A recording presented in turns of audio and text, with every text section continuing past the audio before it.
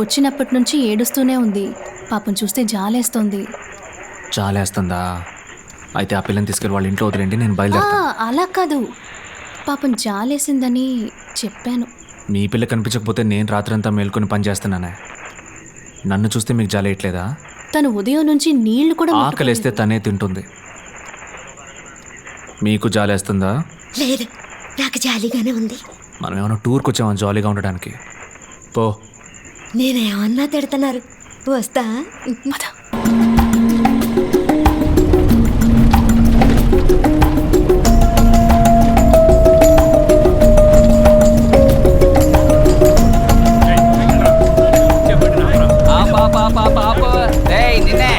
ప్రీతి, టక్కున మైకం వచ్చినట్టు ఎలా పడుకోండి.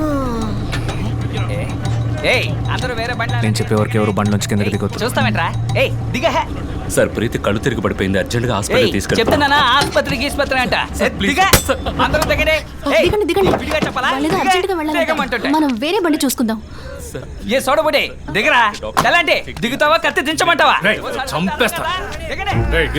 త్వరగా ఎక్కింతరా, అడుక్కుంటున్నావేంటి? ఆవిడ మైక్ వచ్చి పడిపోయింది, అర్జెంటుగా హాస్పిటల్కి తీసుకెళ్ళాలి. ఏంది మైక్ వచ్చిందా? రేయ్, దాని ముందు కిందకి దించండిరా. రేయ్, ఆలోచించవేట్రా, జబ్బలు పెట్టి బయటికి రాగే. సార్, ఆవిడ కళ్ళు తిరిగి పడిపోయింది. కళ్ళు తిరిగి పడితే కాలు ఇరిగితే దించండిరా. మినీ వేళ లారీ ఎక్కించుకెళ్తారా? రేయ్, మాట్లాడుతుంటే మీద సయ్యత్తవా? రేయ్, కాళ్ళు నొక్కుతారేంటి? ఎక్కించండి. రేయ్, దొప్పకండి రా, కానీ రా. రేయ్ రాజు, నోరు మేయమంటే ఏట్రా ఏళ్ళతో పోతున్నా? నీ వాళ్ళకి ఏం బాగాలేదు, ఇలాగే చేసామంటే నాశనం అయిపోతా, చూసుకో. ఏంటిది? ఇవేవి చూడకుండా తిన్నగా కత్తెట్టేస్తావా? కోప్పడి పటాపటామని కాలిస్తే ఏం పిగుతావురా? సార్, మీరేదో అర్జెంట్ పని మీద వెళ్తున్నట్టున్నారు, మీరు వెళ్ళండి సార్. రేయ్, మేడంని లోపలికి ఎక్కించండి. అదేం వద్దన్నా, నేనే లేచి వెళ్ళిపోతా. ఇదంతా డ్రామానే కదా సార్, ఏదో పెద్దగానే ప్లాన్ చేశారు.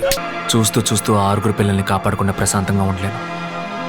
అందువల్ల మీలో ఎవరైనా ఆ గన్ను తీసుకొని నన్ను షూట్ చేసి మీ పిల్లని తీసుకొని ఫ్యామిలీతో సంతోషంగా ఉండండి. God bless you.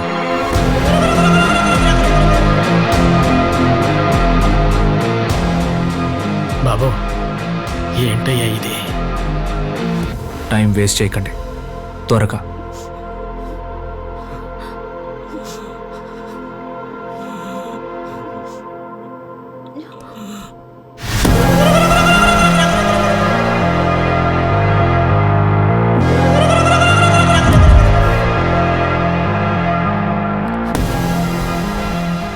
ఈ తుపాకీలో తోటాలు లేవు కదా, అందుకే కదా నువ్వు జాలీగా కూర్చున్నావు.